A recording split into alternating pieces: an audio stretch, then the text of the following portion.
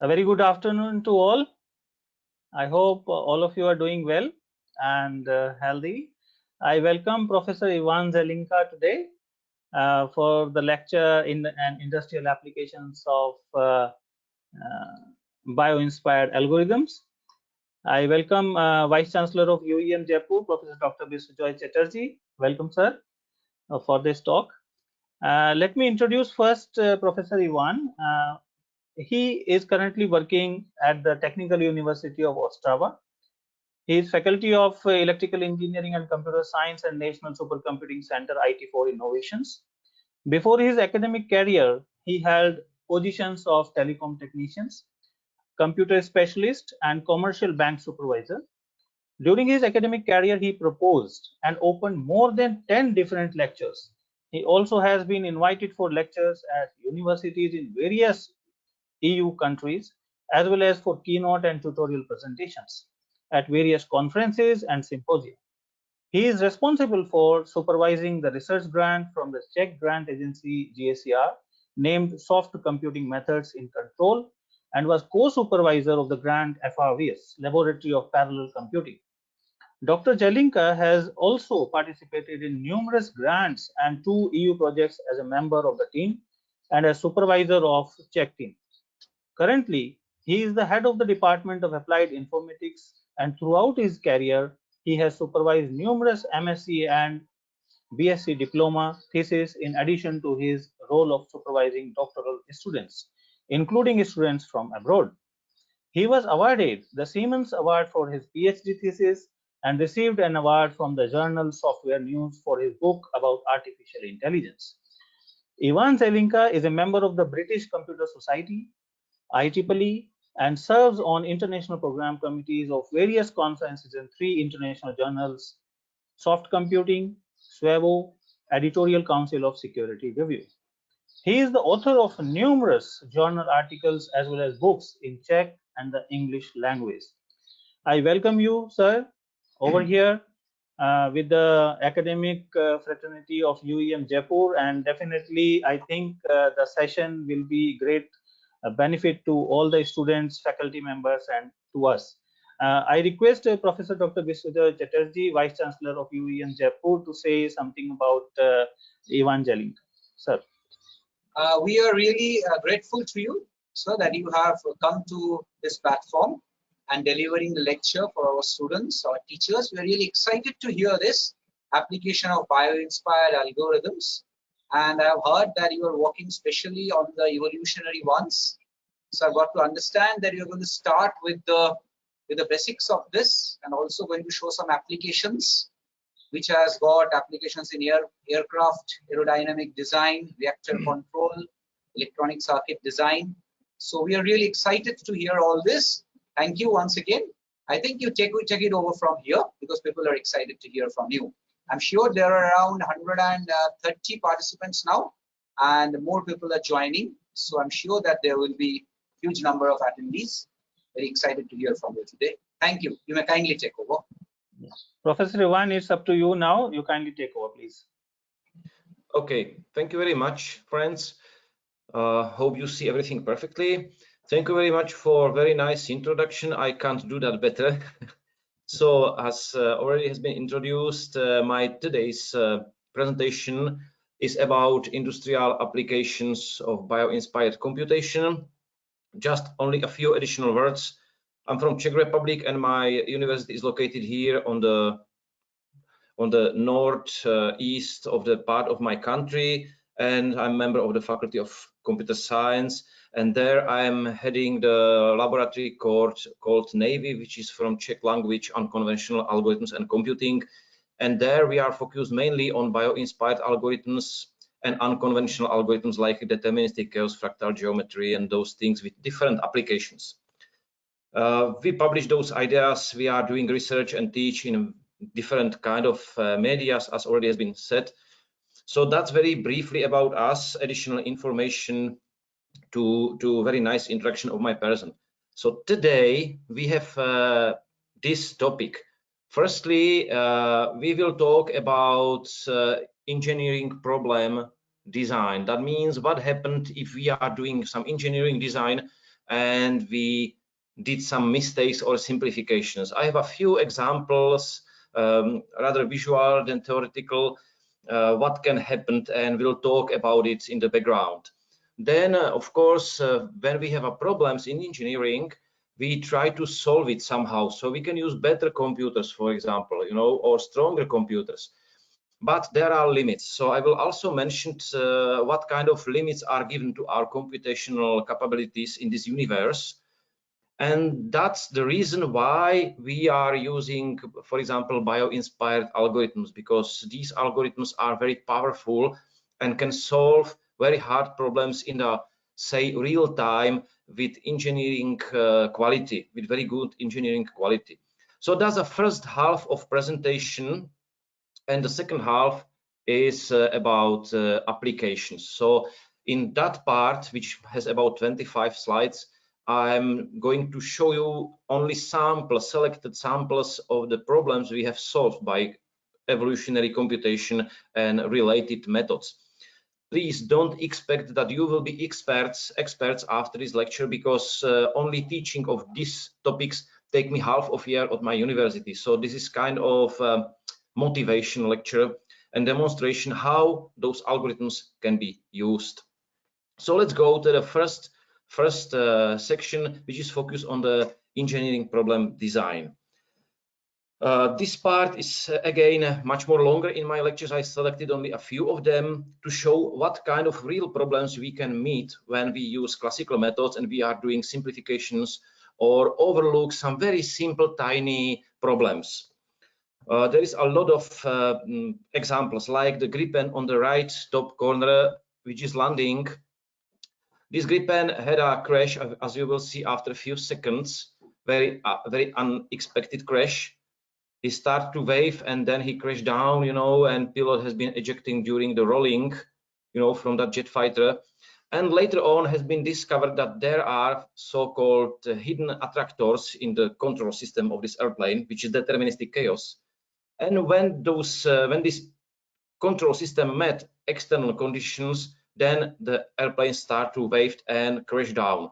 So those problems are very hardly solved by analytical methods. We are now doing research with my colleague mathematicians from Russia, St. Petersburg University, and we found that evolutionary algorithms are capable to partly solve it, as you will see at the end of presentation. Another issue, the bridge you can see on the left of the screen.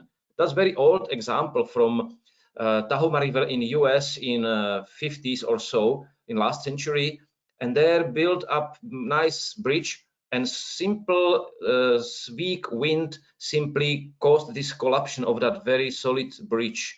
And that's another example of the wrong design when you, for example, wrongly use mathematical methods, or you omit or overlook some details.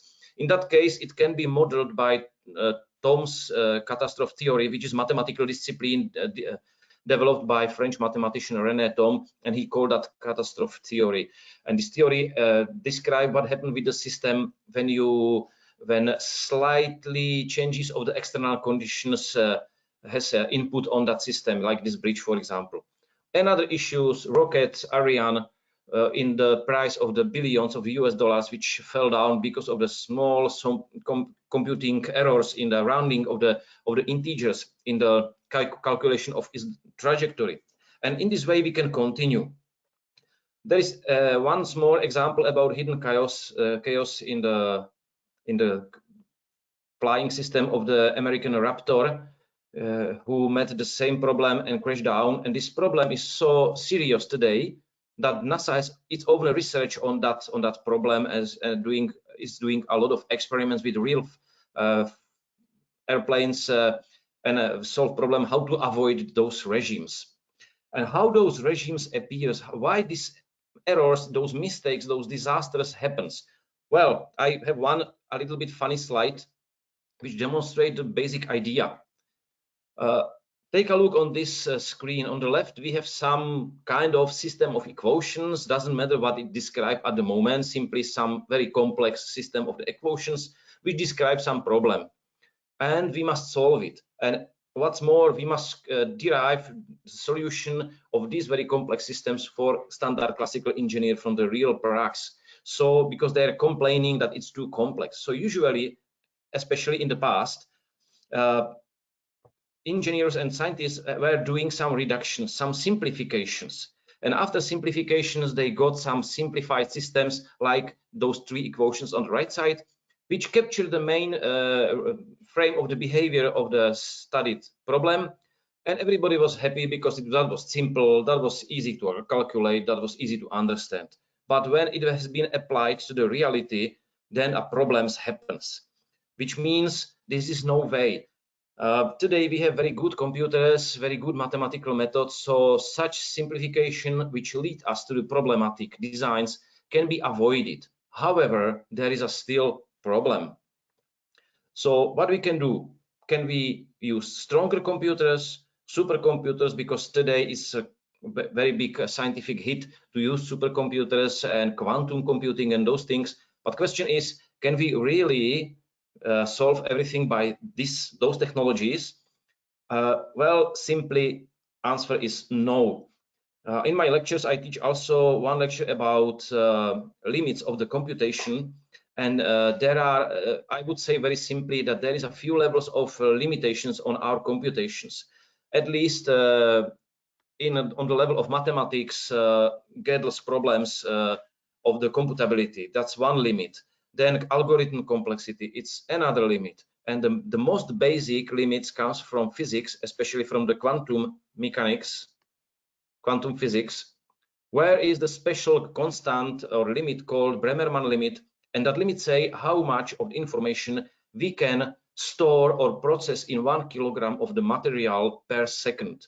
This number seems to be very huge. It's 10 power by 51 bits per second, which is a giant number, but it's still very, very, very low. And even problems like chess or traveling salesman can't be simply solved by brute force if we used quantum computing as it's designed today, which means our own universe is limiting us in our calculations and modeling. So we must use something different, some different methods, and I will talk about them today. On the next slides, I have only a few examples from one book about artificial intelligence and about complexity of computations to show you how bizarre monsters of the complexity we can meet in our engineering life and simply in the technological problems. This table shows us basically function and its complexity. The row on the top with numbers like 10, 50, 100, that means how many unknown variables we are going to solve. For example, when we solve traveling salesman, that means we are looking for the shortest trajectory between n cities. Then this number means the cities we are looking for the trajectory. So the shortest trajectory between 10 cities, between 50 cities, and so on. Or you can imagine another problem where there is so many unknown variables. Then there are two classes of the complexity like polynomial and exponential. The polynomial can be calculated in the real time. As you can see, there is number of solutions or trajectories, if you wish, in the case of traveling salesman, for different representatives of complexity from that class. And you can see that these numbers we still read 10,000, 2050, 10 power by 6, and so on. So these numbers still we understand. But if we go into exponential class of problems, then we see that some numbers simply has no names. We talk only about digit numbers inside the number. And if we take, for example, into consideration that one operation or during 1 second can be done 1,000 operations, which today is definitely more, but believe me, still not enough. Then some selected problems can be calculated in so many seconds. So you can see that polynomial class we can solve in 1 month, for example, in that table. But exponential, it's impossible because behind this border, as I draw on the screen, hope you see that, there are numbers which we simply have no names for them, and we calculate only number of centuries and so on. You can say, okay, let's take parallel computing, let's take supercomputers, let's solve all possible solutions and pick up the best, you know, which is very silly method called, by the way, brute force method. And we increase the speed of our hypothetical computer 100 or 1,000 times. And when you calculate how quickly it will solve problems, then you will see that in exponential class of complexity, we definitely don't speed up it linearly, but we speed up by constants. And constant can be neglected, which means we solve nothing. We just spend money and time. So basically, nature is limiting us. Nature is limiting us by different limitations, and the most basic is from the quantum physics. And the question is how to solve it. Well, fortunately, nature shows us one of the possible ways how to do it. And nature works on that methods for billions of years. And those methods are called evolutionary algorithms in general. Today, this class of evolutionary algorithms is very wide and very complex, and many algorithms has been developed during last 10-15 years. This is one possible visualization of the algorithms family and its mutual intersection. So you can see very old methods like taboo search, very old and historical, but still can be used, as well as the modern like differential evolution, which has been developed 20 years ago, or some algorithm I show you today, very short video simulation, or simulated annealing, which has been derived from the physical processes in metallurgy, or ant colony optimization, which has been derived by observing of the ant colony's behavior. And by the way, this algorithm is excellent for solving combinatorial problems like the traveling salesman. It's said in literature that ant colony optimization is able to solve problem where is 10 powered by 4 cities. That means 10,000 cities in the real time. If you calculate number of possible trajectories, then that number is so huge that even billion of Earths quantum computers can't store all the information about those trajectories. So it seems to be that those algorithms are not totally perfect because they don't guarantee that you will get global solution all the time, but very often give you global solution, or very often take you near to global solution, to optimal solution. And that's for engineering life perfect, because we don't need precision 10 powered by minus 50. For us is very good 10 powered by minus 6, minus 9, and that's absolutely excellent. So that's the family of the evolutionary and swarm and another kind of algorithms. Today, this family is much more richer. The researchers who are behind these theories are basically two. First is Charles Darwin. You know that very well, this man. And the second is very unknown, but today start to be recognized, the Czech monk living in my area of country, Gregory Mendel. And the difference between these two scientists is that Darwin wrote his theory about evolution, origin of species, by observing of the nature, while Gregory Mendel, he did real scientific experiments with plants. He crossed them, observed the offsprings, you know, and from that experimentation he derived the basic mathematical law for which describe the transformation of the genetic information from generation to generations. So that was a real scientific approach as we are using today. He sent letters about his discoveries to many European societies, and they completely forgot him and ignored him. But today we know that he is very important in that science.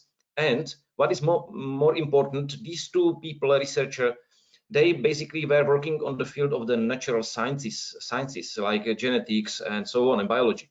But the first man who really described evolutionary computation was Alan Turing, British scientist, computer scientist, who established Turing machines and those things, as you know. And he is man who really first time talk about evolutionary algorithms, about populations, about crossover, mutations. All this terminology we are using today has been used by Turing that time. In 50s, Barry Shelley repeat his ideas in the computer experiments, and that is the first experiment which has been done on the computer with evolutionary computation, and he solved some simple problems. And after him comes John Holland with genetic algorithms and many other scientists who open and establish family of the evolutionary computation and algorithms.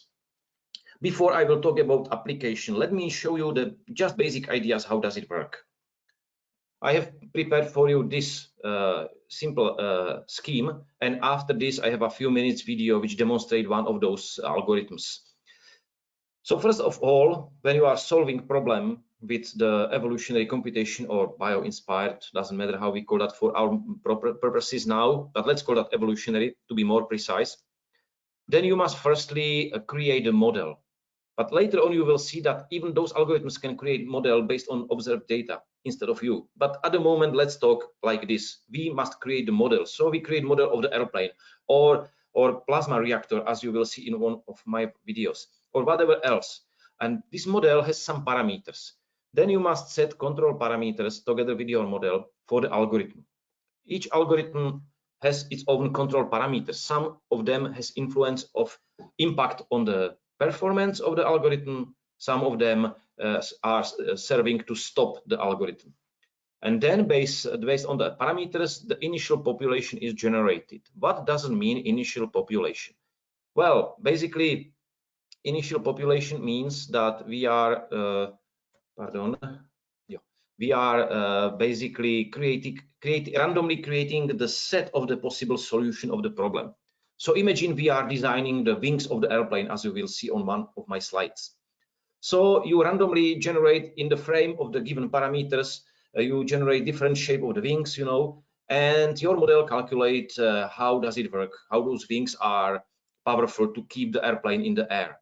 You know, when the initial population is set, then you must evaluate it for fitness. That means you take each possible solution and put into your model. Let's calculate model its quality, and quality is associated with each individual in the population. So simply said, each possible solution on the initial population is evaluated by its quality. And we call that set of solutions individuals and parents. Why parents? Because they are then selected. These are then selected based on its quality. There are different methods. You know, you cannot select only the best because that algorithm would very strongly convert to the local solutions. So based on different criteria and methods, you select parents based partly on its quality, and then you create offsprings.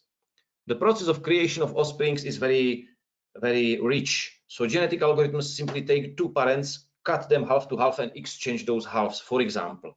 Another algorithms calculate offsprings in a more complicated way. But the truth is that offspring is based on the body, genome, or parameter settings of the individuals, where the individual represents parameters of possible solution of your problem, like parameters of the wing and so on. Then must be done mutation. It's general step. Mutation means we must randomly a little bit mutate that solution. Why? Because if there would not be mutation or any kind of random influence, then we would be facing only two combinatorial problems of calculations, and that would be all.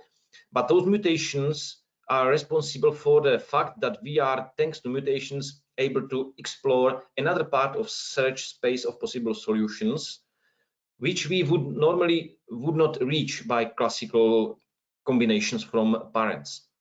And when the offsprings are mutated, then they are again evaluated by fitness.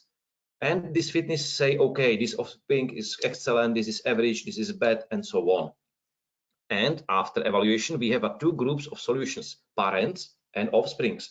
Then we must select based on the quality only those best. So the best solutions are surviving, like in Darwinian theory of evolution, you know, fittest individuals survive for the next generation loop. This loop is called generation. So that means that the unfeasible solutions, like partly parents, partly those offsprings, are wiped out, and only the best solutions stay in the new population. You know, so that means the old population is replaced by new one, and whole loop starts again. And we call that generations generally. Some algorithms use words like migrations, iterations, and so on. But generally, it's called generations. And we let cycle this algorithm in generation so long till it's converged to some solution, and we say that solution is the best or is possibly best. You can repeat this experiment, for example, 100 times, and then statistically explore the quality of the final 100 solutions, you know, and select the best one. And you can say, I am with very high probability in a global solution if you don't know a priori what solution you are expecting. And million experiments and publications show that this is very good tool for engineering design and can solve problems which really would be unsolvable by standard techniques, as you will see in some experiments and videos I prepared for you.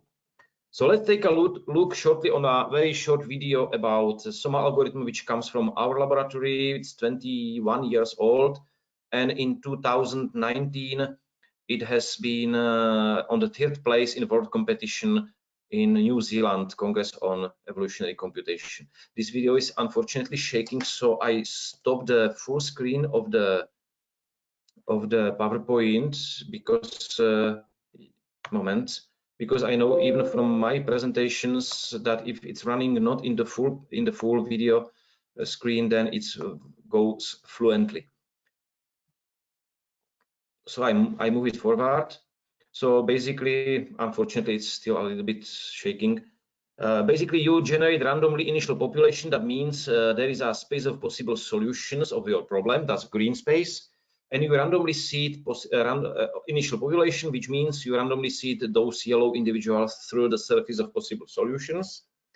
And then they are evaluated for fitness. Fitness is the blue bar over those yellow guys.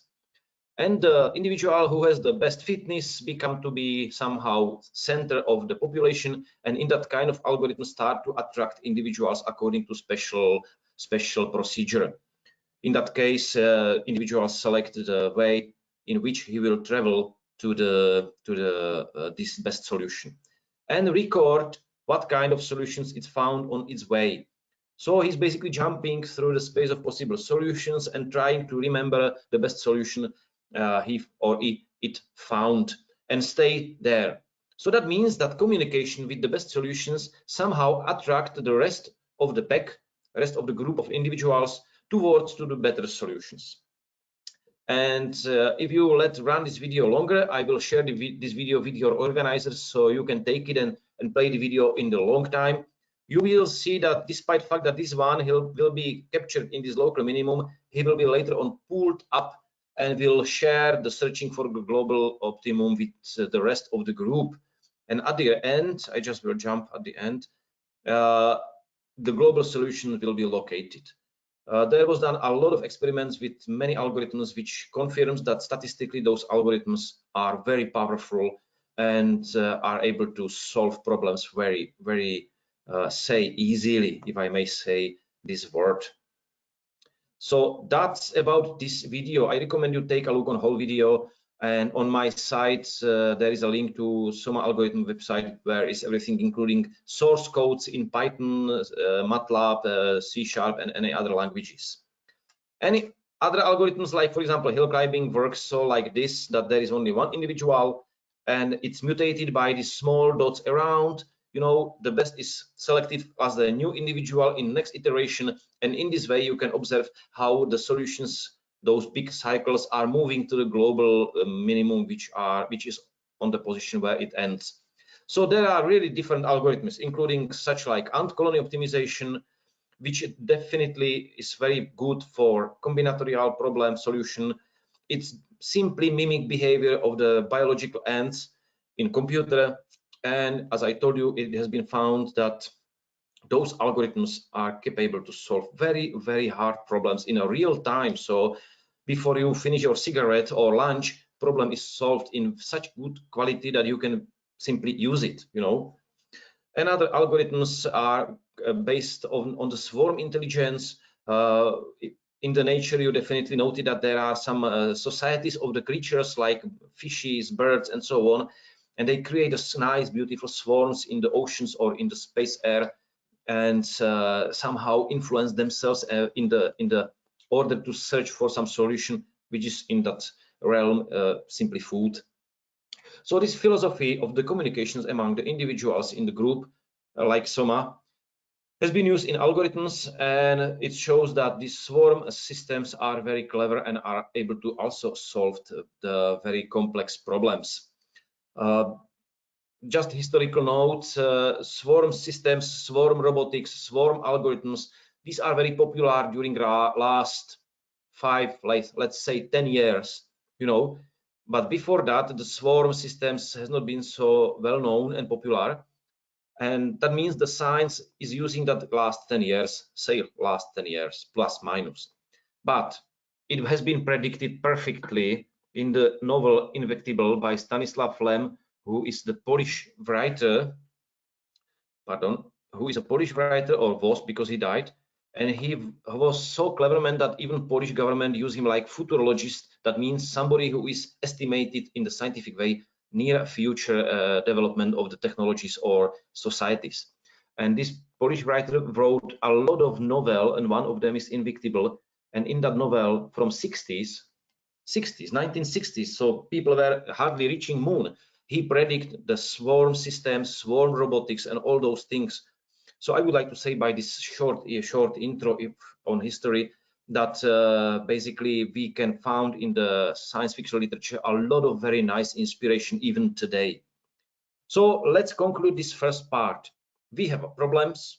The problems are very rich in variety of the complexity, in the point of view of complexity. Those problems can be solved by standard mathematics and standard computing technologies very well. However, there is a still class of the problems which is very hard to solve and very hard to find algorithms. And we have special class of algorithms which can solve those problems very in a high level of satisfactorability. And also those algorithms can design another algorithms, as I suggest during the second half of the presentation, which comes now. So we are going to the part of examples. And as I told you, those examples are really, we have a lot of examples, and each of them needs a discussion for a longer time, even if you would like to know the mathematics behind. And this is because this is not purpose of today's presentation. I just show you the main results, pictures, videos, and tell you my main ideas to give you overview what kind of problems it can be used to solve. Now on the screen you can see some selected examples, and some of them are on that presentation, not all of them, and not all of our experiments are mentioned in that list. So I show you, for example, swarm robotics, astrophysical data processing, and all those things. So let's take a look on the first example. My PhD students from Vietnam, he is just now finishing.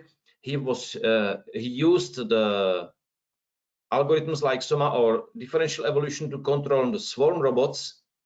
And in that case, we did a few experiments. This one you can see is the most complex. You have a few robots. In that case, if I'm not wrong, 4 robots with different colors. There are targets with the same color as the robot, which means the blue robot must reach the blue target, magenta, red to red target, and so on. And in that environment, there are also obstacles, and those obstacles are moving. And those robots, as you can see, has some kind of cycle around them, some perimeter. So that's a perimeter of visibility, which means if something go into this cycle, then a robot see that object and try to avoid or keep it if this is target. So that's why the robot change trajectory when they touch by this cycle the obstacle, to avoid obstacle. And everything is moving. There is no known, basically those robots has no information about movement of those obstacles. They have no information about mathematical law which draw those obstacles. They just observe them when they interact with those obstacles. And the trajectories of the robots are calculated step by step. So evolution is trying to optimize the final trajectory, as you can see, step by step. It is not calculated at once on the beginning, because everything is moving and changing, but only when you see after each robot dot, dot, dot, dot, that means evolution in that dot calculate next step of the trajectory, which would be the most optimal towarding to actual configuration of the movements and positions of the obstacles and targets. And as you can see, it reached the targets very nice in many repeated experiments. So which shows and demonstrates that evolutionary computation can very efficiently solve the complex problems in highly dynamical environment, in real time, without knowledge about physical or mathematical law of motion of the trajectories of those obstacles or even targets. The robot has only information where the target is located and trying to catch the target by avoiding obstacles and also avoiding another robots. So that's one demonstration. Swarm algorithms applied on the swarm robotics. We also apply that on the 3D, that means flying drone in the space, and that was working in the same level of quality. So next example comes from Oxford University, where I has been 3 weeks 17 years ago. There was the plasma reactor driven by computers and by humans. Humans used this special device, and the main task was to estimate 14 parameters. That means 7 amplitudes and 7 phases of the signal, whose compositions then created a special signal which we called control signal, which help us somehow stabilize that reactor, very simply and very, very roughly said. And basically there was, as I told you, computer, there was the system we try to control, there was 14 parameters which need to be estimated by human or algorithm, and fitness called flowing potential. Then floating potential we try to maximize. So we were looking for maximum of the problem. We are looking for such combination of those signals so we get a maximal floating potential, and that means the reactor has been stabilized or information from the reactor has been read in the highest quality. In the video you will see on the next screen, you can see the even operator hands, how we try to estimate those parameters, and you will see screenshots from the computer where was differential evolution, SOMA, and simulated annealing. And what's the mother of this experiment? Well, first very important thing is that when we come to laboratory, we ask physicists, okay guys, please, can you give us mathematical model? We will play on the computer, tune our algorithms, and then we join that with a real device. They said, oh, sorry, there is no mathematical model. We have only this device, nothing else. So our algorithms work with this device in real time. There was no mathematical problem. There was no possibility go step back and repeat experiment in the case of the problems. And what else? The system was highly nonlinear and very sensitive to any input. That means when we applied input control of those 14 signals, the behavior of plasma has changed. So there was no way go back and repeat from the same conditions, and there was no way to analyze the model. So simply evolution work with the black box system in the real time. Evolution only know that there are inputs and outputs and had no absolutely idea what is inside. And guess what? Performance was excellent. When we calculated all possible combinations of those 14 signals towarding to digitalization of the signal, so we got that there is about 10, simply when we would like to calculate all possible combinations and select the best, we would need toward regarding to the speed of the hardware, we would need 10 powered by 42 years of experimentation. Our universe exists 10 powered by 9 years. So we would be sitting there even now if we would follow this way. And you know, that would be terrible. So we use evolutionary computation, and guess what? Evolution found in repeated experiments a stable solution during 4 minutes. So on one side, 10 powered by 42 years, on another side, 4 minutes. So that's there are pictures, photos, and videos from that experiment. This is the chamber of the plasma reactor you can see, and you can see on the chamber inside some needle, you know, so that needle is Langmuir probe we use to read the state of the plasma. Those hands belongs to the man who tried to estimate those 14 parameters by hands and read quality of estimation from that measurement device, which is up there. And in this way we can continue. You know, you can take a look later on whole video if you wish, and you will see that there are, you know, also screens from the computer where our evolutionary algorithms try to control the system by themselves. It has been published in Elsevier journal in 2005. The link is down there, and that was very nice experiment which I'm using even now despite its age, because that very nice demonstration of the application of evolutionary computation on black box systems in real time.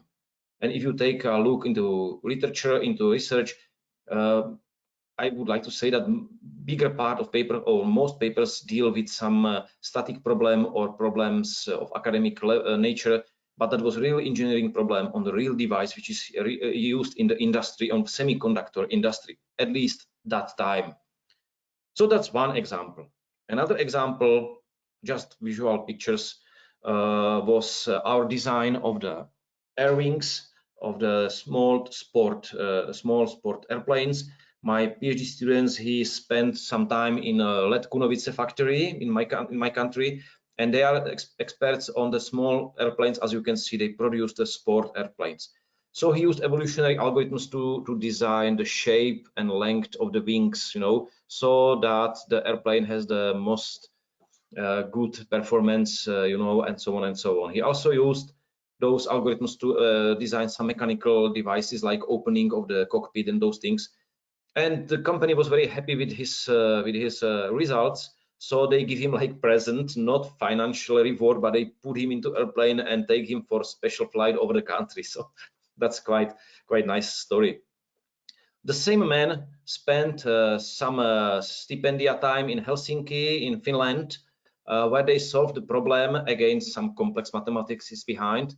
They solved the problem about small weather stations. They simply, in Finland, because this is very big country and very empty, so they, in the order to measure meteorological conditions in country, they that time released from the airplane some small meteorological stations with battery for one use over the landscape. You know, those batteries somehow drop down and then measure conditions. And of course, there was some router in the center which should receive the information from that network. And it's clear that if everybody, any station would reach directly that server, that router, then it would consume a lot of energy from those which are on the far distances.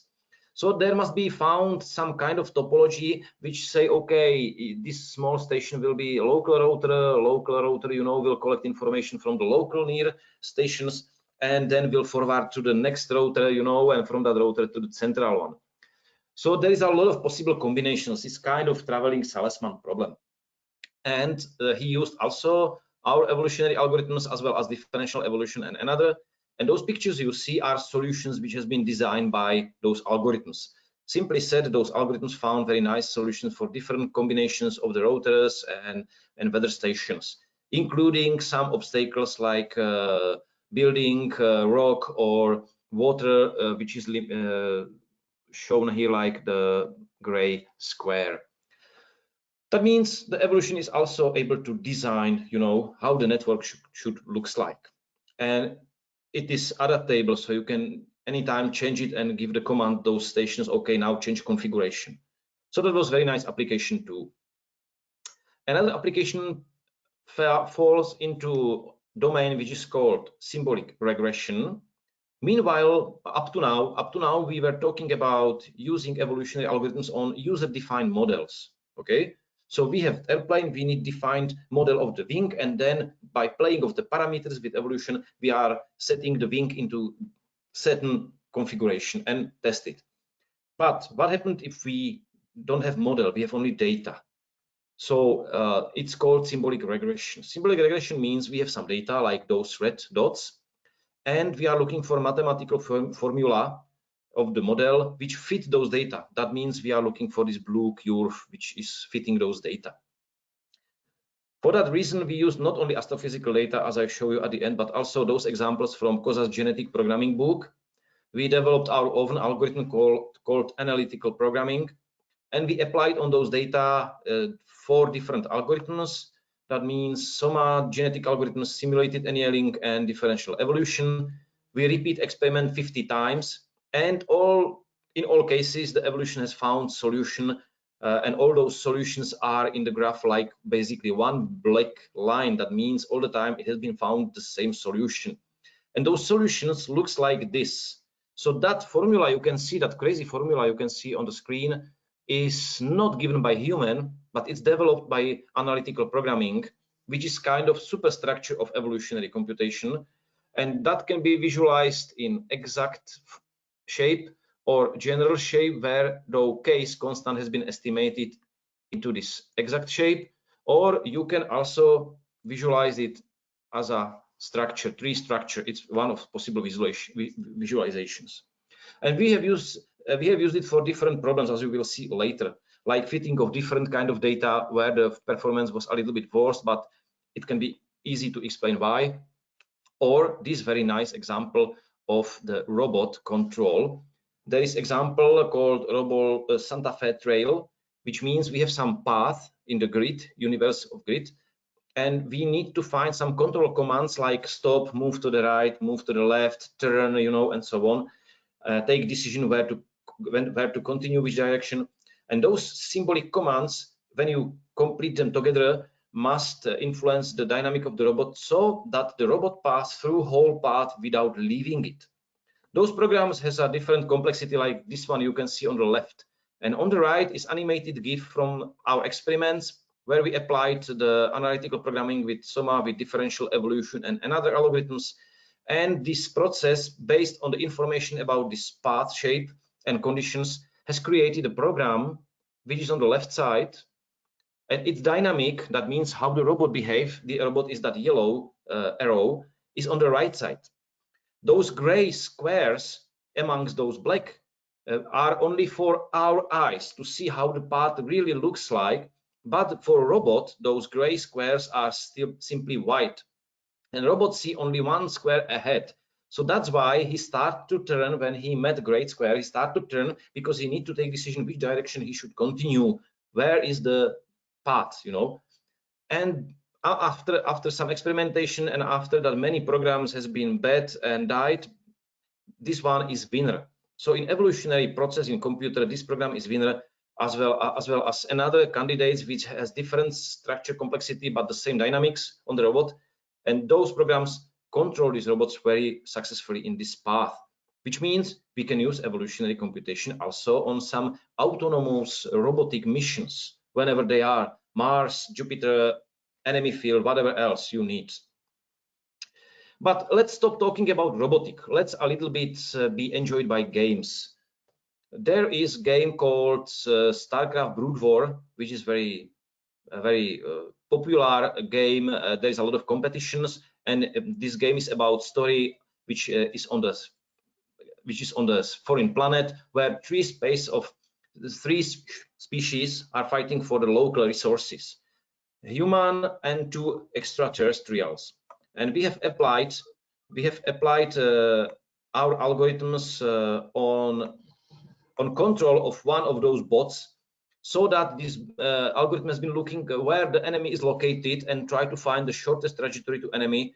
And when the trajectory has been found, then combat units start to fight with this enemy. I will move it a little bit forward because this video is about a few minutes and we needn't to see all details, so you can see how they build up their own base, these extraterrestrials, you know. And then you will see later the combat unit, which is controlled by SOMA algorithm in order to find the enemies and start to combat. The even combat has been given by local algorithms. The swarm intelligence was looking just for the optimal trajectory to the enemy's place. So that's computer game application. It has been published in a few journals and books, as well as another our experiments on the computer games with swarm intelligence. One of those applications you can download directly from the Google Play. It's still there. There is a link, and it's this application which allows you to play Tic Tac Toe game on your mobile phone against my algorithm SOMA. My PhD student did it. And there are 4 strategies, as you can see, of those algorithms. Very old one. We have today much more modern. So if you let the setting as it is, you will find that it's very hard to win over this algorithm, because this algorithm, this swarm intelligence, is calculating based on its swarm principles the optimal putting of the obstacles for you. You know, and if you are only a little bit not concentrated, then you will lost. Of course, you can cheat the algorithms by wrong setting of those algorithm parameters, because it's only algorithm, and if you set those parameters wrongly, unfair for the algorithm, then he will of course lost. But in the settings as it is, which is recommended for most applications, algorithms simply win very often. So that's another application in computer games. And we are going to the not exactly end, but we are near to end. If you remember, we were talking about deterministic chaos, crashing airplanes and those things. And the chaos is very important. It's in today's science and control engineering, because it's very important to know whether we meet chaos, how to leave it, how to avoid, how to stabilize it, and so on. And 12 years ago, I got idea, okay, let's use evolutionary algorithms, and asked if they are able to find new kind of chaotic systems. Because mostly chaotic systems are derived from some physical systems, like logistic equation is from predator-prey system. You know, Lorentz attractor is designed from the weather system, physical weather system, and so on and so on. So we simply use analytical programming and ask analytical programming, okay, the logistic equation is basically this one, where x in steps n plus 1 is equal ax 1 minus x. So we take those elements as the basic one. So we take from this equation, we dismount it, pardon, into elements like a, then, no, pardon, the screen is somehow doing crazy things. Simply we take those parameters, those objects in equation like a, x, 1, minus, plus, like symbolic elements, and evolution try to combine them and build up complex structure which we call equations. Those equations are on the right side. It's only fraction of the systems we have found, and those systems observed chaotic behavior of very rich complexity, of very rich nature, and very nice and new kind of chaotic system has been discovered. I discussed that with physicists from the Charles University, and then they confirm us that those results are very interesting. Even discussion about those results can take 15-20 minutes, you know. So now at the moment, you just must take it like the information that evolutionary algorithms, when used with some kind of genetic programming, grammatical evolution, or analytical programming, can give you the solutions, like those solutions on the right side, you know. And those solutions describe systems which exhibit in those intervals, for example, chaotic behavior, and you can then test it and play with it for different algorithms. But let's go back from the academic dreams about chaos to the real data. Just in the December, my PhD student finished his study successfully, and he was using swarm intelligence on the synthesis of the mathematical models for astrophysical data classificator. Idea is like this. There are robotic telescopes today. Each of them produce roughly, approximately 1 petabyte of data per night. 1 petabyte of data per night. Realize that Copernic, when he discovered his Kepler and Copernic, when they discovered the planetary motion law, then they need about 400 kilobytes of data estimated for discovering of this astronomical law. And now think how much discoveries we are missing in this avalanche of data through night. Each telescope 1 petabyte. European Union is finishing project called Virtual Sky, and it should be in the scale of exabytes. And who will analyze those data? You know, who will classify those data? Who will purify it and clear and pre-process those data? Of course, only computers. So we have used the swarm intelligence so that we were looking to solve a particular problem, which is called classification of the BE stars, which are special stars in the universe, and they have 4 spectra, 4 kind of classes. So we basically take swarm intelligence, take those 4 representative of the spectra, and ask intelligence, okay, please, there are measured data, which looks like those curves. There are some mathematical elements like plus, minus, times, power, you know, sinus, cosinus, and whatever else. Simply take it like building block elements. And evolution tried to build up from those building blocks a formula which fit those data, formula which classified those data and say, okay, the input comes to class 1, input comes to class 2 or 3 or 4.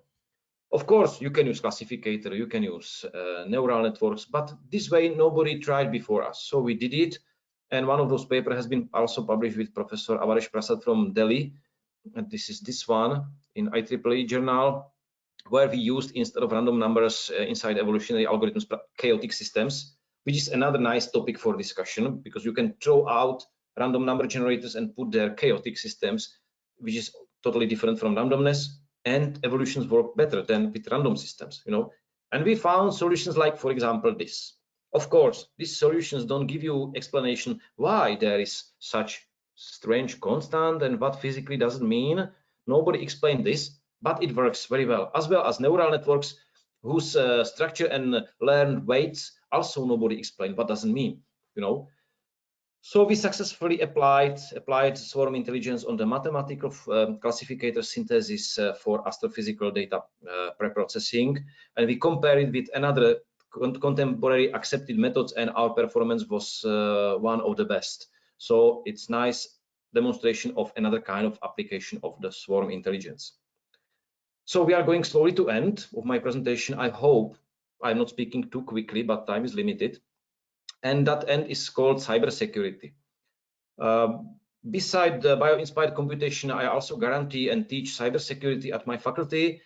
And we are doing experiments, for example, how to fuse artificial intelligence or bio-inspired algorithms, so swarm intelligence, with malware and also with anti-malware. So this is one of demonstrations we basically created, and we are just tuning it now, special malware which is based on the swarm intelligence and is behaving in computer system like swarm, as the birds or fishes in the ocean simply swarm, which communicates together and looking for some target. And we combine it with neural network, which is carried by these swarm systems in a distributed way. And now we are doing experiments which should reveal robustness, weakness, and all those things about that kind of malware. Why we are doing this? Well, answer is simple. Hackers and other people don't sleep, don't wait. So it's better to be prepared that such kind of malware comes, and it's better to know what kind of say protections we can do rather than be surprised.